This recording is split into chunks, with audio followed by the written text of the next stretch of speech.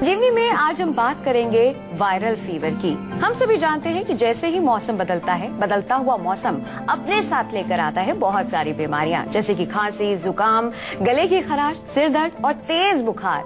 ऐसी बीमारियां, इन बीमारियों से हमेशा हमें दो चार होना पड़ता है। वही मौसम में बदलाव के दौरान होने वाली बीमारियों में वायरल फीवर एक आम बीमारी है।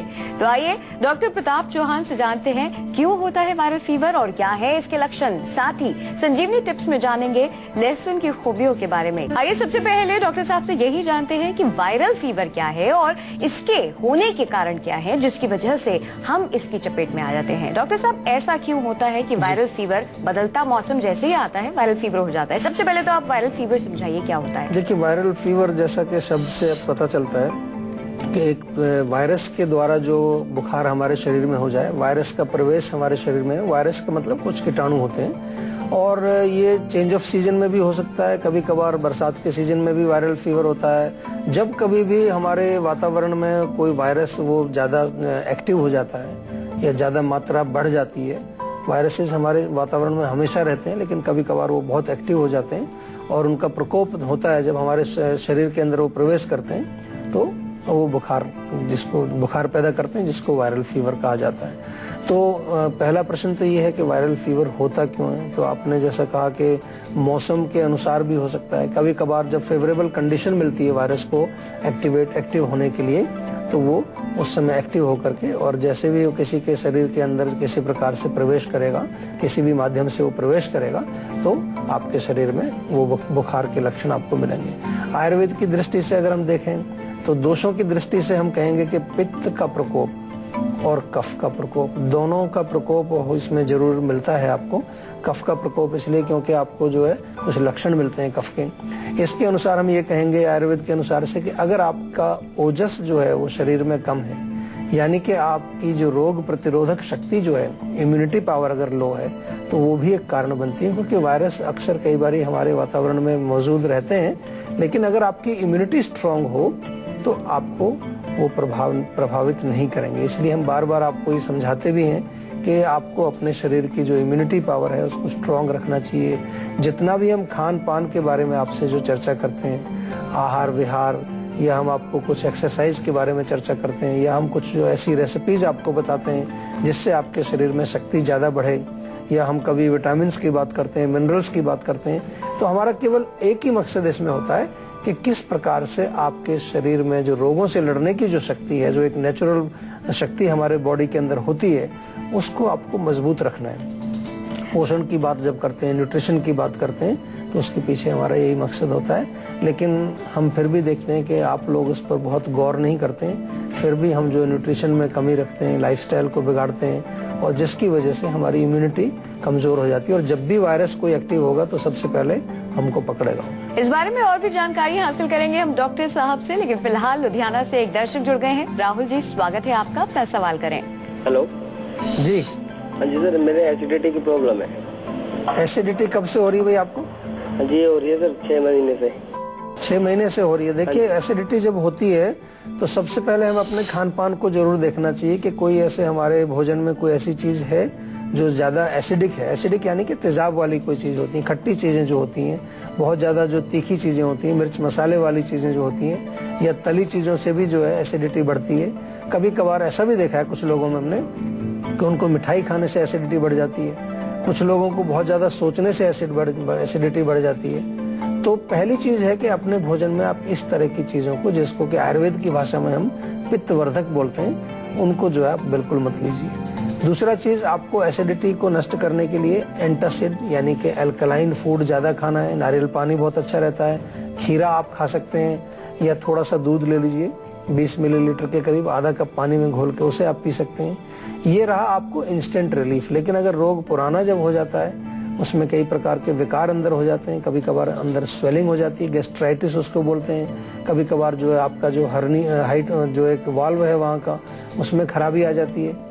या आपका जो फूड पाइप है, जो भोजन की नली है, उसमें भी कभी कभार कुछ छोटा स्वेलिंग आ जाती है वहाँ पर। तो लुधियाना से आप बोल रहे हैं, लुधियाना में जीवा की क्लिनिक है, वहाँ पर आप जाके डॉक्टर से पर्सनली मिल करके भी कुछ औषधियां जरूर लीजिए, 4-6 हफ्ते दवाइयां लीजिए, ताकि जो अंदर नुकसान हुआ है आपका एसिड से पिछले 6 महीने में, वो आपको रिपेयर करना बहुत जरूरी है। एक चीज होता है कि रोग को आगे बढ़ने से रोकना या रोग के कारण को रोकना, दूसरा है कि जो हमारे शरीर में अभी तक जो डैमेज हो चुका है उसको भी रिपेयर करना बहुत जरूरी होता है। केवल उसको रोकने से बात नहीं बनेगी, जो बीमारी अभी तक आपके शरीर में रही और उसकी वजह से जितना भी आपको नुकसान हुआ उसको रिपेयर करना, वो उसके लिए आयुर्वेदिक औषधियां आपको लेनी चाहिए। आज हम बात कर रहे हैं वायरल फीवर की। वायरल फीवर क्या होता है ये तो डॉक्टर साहब ने हमें समझा दिया, लेकिन जानते हैं जब हमें सचमुच वायरल फीवर हो जाता है तब हम उसे पहचान नहीं पाते। हम सोचते हैं कि ये आम बुखार है और ये सोचकर हम वायरल फीवर को नजरअंदाज कर देते हैं।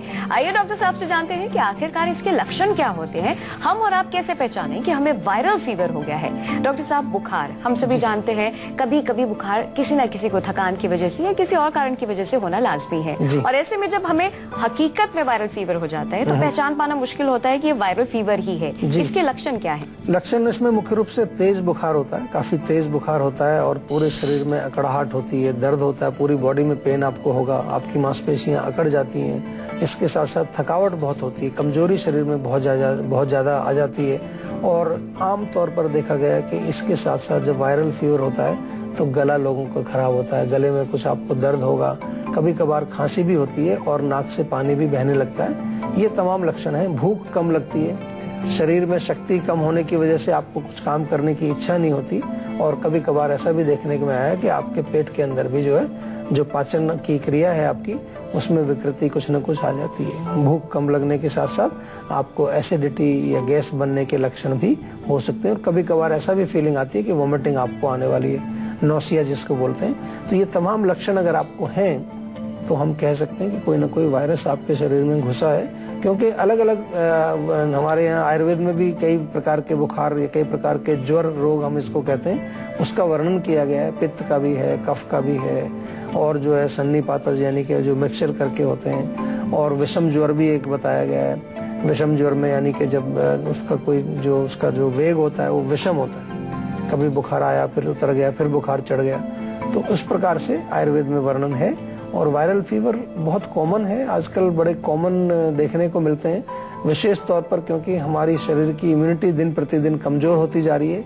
वायरस तो पहले भी हुआ करते थे वातावरण में, लेकिन अभी जो है लोग बहुत ज़्यादा ग्रसित इससे इसलिए होते हैं क्योंकि हमारे शरीर की जो शक्ति है रोगों से लड़ने की, वो बहुत कमजोर हो रही है। दूसरा ये भी है कि प्रदूषण बहुत ज़्यादा फैल रहा है, हमारी जो एक्सटर्नल एनवायरनमेंट है वो बहुत ज़्यादा स्वच्छ नहीं है। मैं बहुत जगह देखता हूँ कि इवन बड़े बड़े शहरों में भी जो है बहुत ज़्यादा गंदगी या बहुत ज़्यादा ऐसे जो हमारा जो एनवायरनमेंट है उसमें कुछ प्रदूषण बहुत ज़्यादा है, जिसकी वजह से भी हमारे शरीर की जो शक्ति है, इम्यूनिटी पावर, उस पर असर पड़ता है। क्योंकि अगर ऑक्सीजन हमें अच्छी नहीं मिलेगी, अच्छी क्वालिटी की ऑक्सीजन हमें नहीं मिलेगी, उसकी वजह से भी हमारे शरीर की जो ओज शक्ति है, जो हमारी इम्यूनिटी पावर है, वो कमजोर होती है। चंडीगढ़ से एक दर्शक जुड़ गए हैं। युवराज जी, स्वागत है आपका, अपना सवाल करें। हाँ जी, मेरे ना आज से 4 साल पहले एक्सीडेंट हुआ था जी, तो फ्रैक्चर हो गया था, वो तो जुड़ गया, लेकिन अच्छा। सर्दी के समय में बहुत दर्द होता है, बहुत एलोपैथिक इलाज ले लिया इसके, लेकिन सही नहीं हो रहा है। देखिए, कोई भी चोट का दर्द जो होता है या कहीं चोट लगी होती है शरीर में, हड्डी टूट गई है या कुछ वैसे गुम चोट लगी है आपको अंदर, तो आमतौर पर जब ठंड बढ़ेगी तो उसमें पेन आता है। क्यों आता है? क्योंकि सर्दी के समय में थोड़ा सा वहाँ ठंड की वजह से अकड़ाहट बढ़ जाती है, कभी कभार वहाँ जो है खून का जो सर्कुलेशन है वो थोड़ा सा कम पड़ जाता है ठंड की वजह से, खून जैसे कहते हैं ना जम जाता है, ऐसा कहते हैं सर्दियों में। तो उसको गर्माइश चाहिए, उसको गर्म रखने की आपको कोशिश करनी है। गर्म कैसे रखेंगे? सबसे बढ़िया वहाँ पर मालिश किया करें, हल्का सा गर्म करके तिल का तेल गुनगुना करके उससे मालिश करें। दूसरा जो है, आपको खाने पीने में भी थोड़ा सा ध्यान रखना है। हल्दी बहुत अच्छा काम करती है, 1/4 चम्मच हल्दी 1 कप दूध में डाल करके आप रात को पिए सोते समय, उससे आपको आराम आएगा उसमें।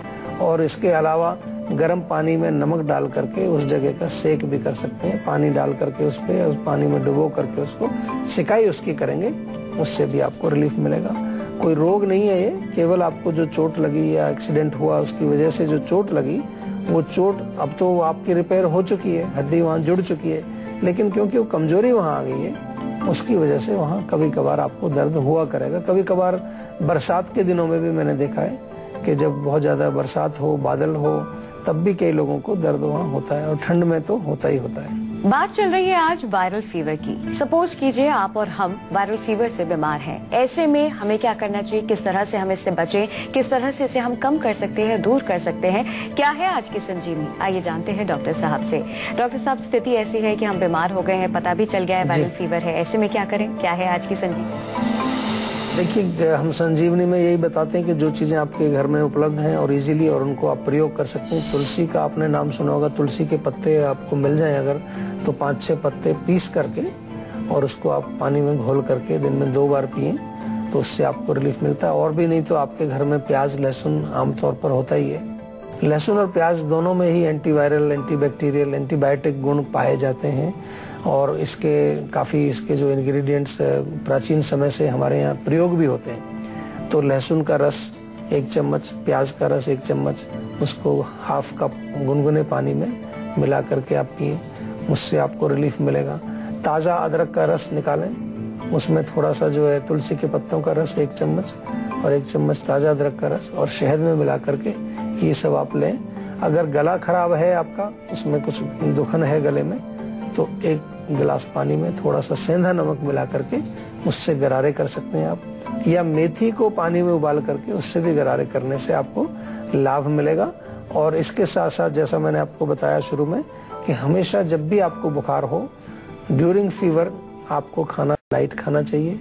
हैवी चीज़ें, तली चीज़ें, मिठाइयाँ, बहुत ज़्यादा गरिष्ठ भोजन बिल्कुल सेवन नहीं करना है, और कोशिश करिए कि थोड़ा सा रेस्ट करने का प्रयास जरूर करिए। जितना आप रेस्ट करेंगे बॉडी उतना जल्दी आपकी रिकवर करती है। और साथ में आयुर्वेदिक औषधियाँ, अगर आपको लगता है कि कोई कॉम्प्लिकेशंस हैं, तो आयुर्वेद में बहुत अच्छी औषधियाँ हैं। ऐसा नहीं है कि आपको वायरल फीवर हुआ या कोई भी बुखार हुआ तो आपको एलोपैथिक में ही जाना है। आयुर्वेद में बुखार के लिए बहुत अच्छी दवाइयाँ हैं, उसके लिए आयुर्वेदिक चिकित्सक से संपर्क करना चाहिए। और सबसे अच्छी बात यह है हमारे आयुर्वेद में कि जब आप कोई औषधि लेते हैं, किसी भी रोग के लिए आप इलाज करते हैं, तो कम से कम आपका उन दवाइयों का कोई साइड इफेक्ट आपके ऊपर नहीं होता। नहीं तो कई बार आपने देखा है कि जैसे ही हम स्ट्रॉन्ग मेडिसिन लेते हैं तो पेट में जलन हो जाती है, पेट में कब्ज हो जाती है, पेट में गैस बनने लगती है, कभी कभार हमारे लिवर पे असर आ जाता है, लिवर कमजोर हो जाता है। कोशिश करना चाहिए नेचुरल तरीके से आयुर्वेदिक दवाइयों से ही शुरुआत करनी चाहिए। मेरा आपको यही सुझाव है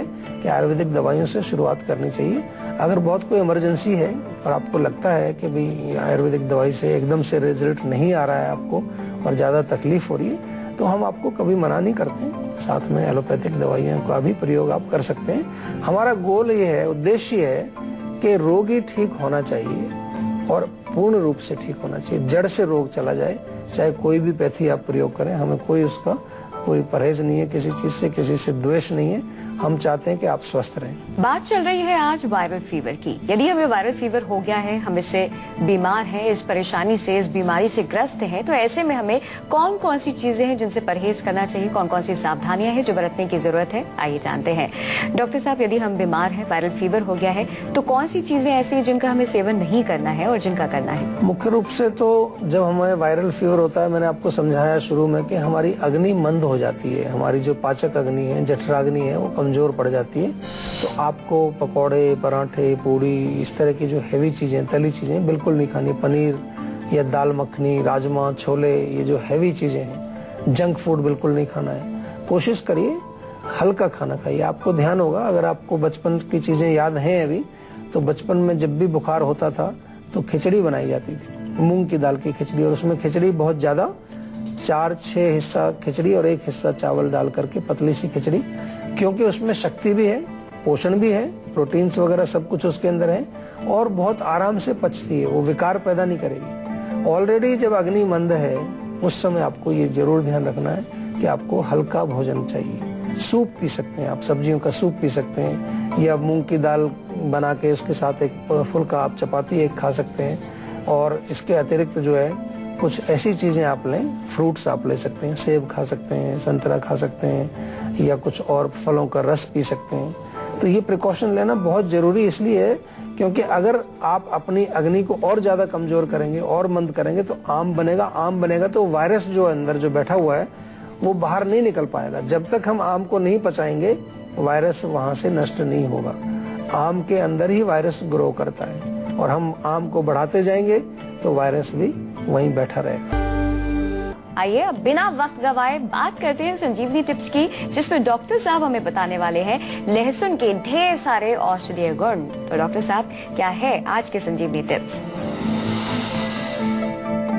देखिए, लहसुन की बात करें तो आज जैसे वायरस की हमने बात की तो एंटीवायरल गुण इसमें होता है लहसुन के अंदर, और अगर आपको स्वस्थ रहना है तो लहसुन का आप प्रयोग कर सकते हैं, लेकिन किस प्रकार से करना है वो समझ में आना चाहिए। या तो उसका रस निकाल करके पानी में घोल के पिएं, या सुबह खाली पेट एक कली आप खा लें, क्योंकि अक्सर हम क्या करते हैं कि लहसुन को पकाते हैं, उसमें भोजन में जो है उसका तड़का लगाते हैं, वो फिर थोड़ा सा उसमें गुण उसके बदल जाते हैं।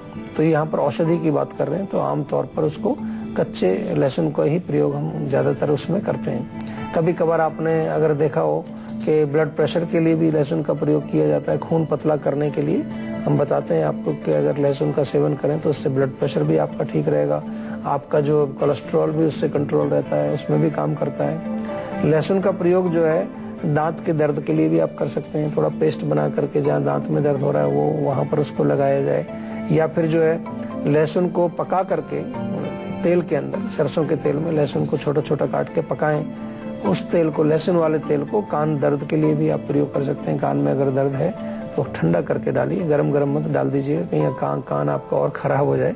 तो ठंडा करके उस तेल को अगर आप डालेंगे कान में तो कान के दर्द में भी आपको रिलीफ मिलता है। और ऐसा ही तेल पका हुआ जो लहसुन है, तेल जैसे हम सरसों के तेल में पकाएं या तिल के तेल में, तो जोड़ों के दर्द में या मांसपेशियों में कहीं अकड़ाहट है आपको, उसमें मालिश करने से भी आपको आराम मिलता है।